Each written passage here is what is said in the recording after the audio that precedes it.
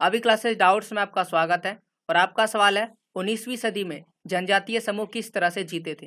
देखिए 19वीं सदी जो है जनजातीय समूह के लिए बहुत सुखदायी था, लेकिन जैसे ही 20वीं शताब्दी आया उन पे अलग अलग जो है नियम और कानून लग गए और उनका जीवन जो है वो थोड़ा सा कठोर हो गया था।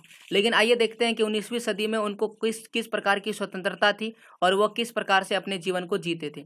तो देखिए 19वीं सदी तक देश के विभिन्न भागों में आदिवासी जो थे वह तरह तरह की गतिविधियों में सक्रिय थे। जैसे कि कुछ आदिवासी समूह झूम खेती करते थे, कुछ जो थे वो शिकारी करते थे और कुछ संग्राहक थे। संग्राहक का मतलब होता है अनाज या पशु या फिर मांस, इन सब का संग्रह करना और आने वाले भविष्य में उसे खाना या अपने समूहों में मिल बांट करके उसे बांटना।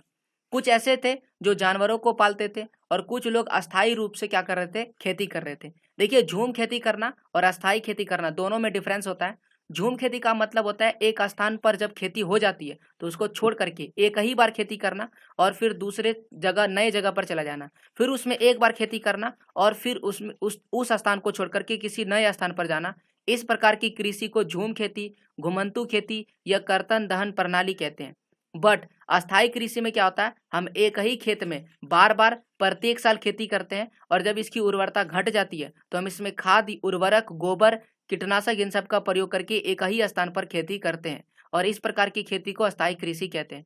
पुराने समय में लोग जो थे, चाहे वो घुमंतू लोग हो या जनजातीय समूह, एक स्थान पर खेती नहीं करते थे। लेकिन 19वीं सदी आते आते लोग क्या करने लगे, जनजातीय समूह अस्थायी खेती भी करने लगे थे। तो ये सारे वो काम है जो जनजातीय समूह करते थे 19वीं शताब्दी में।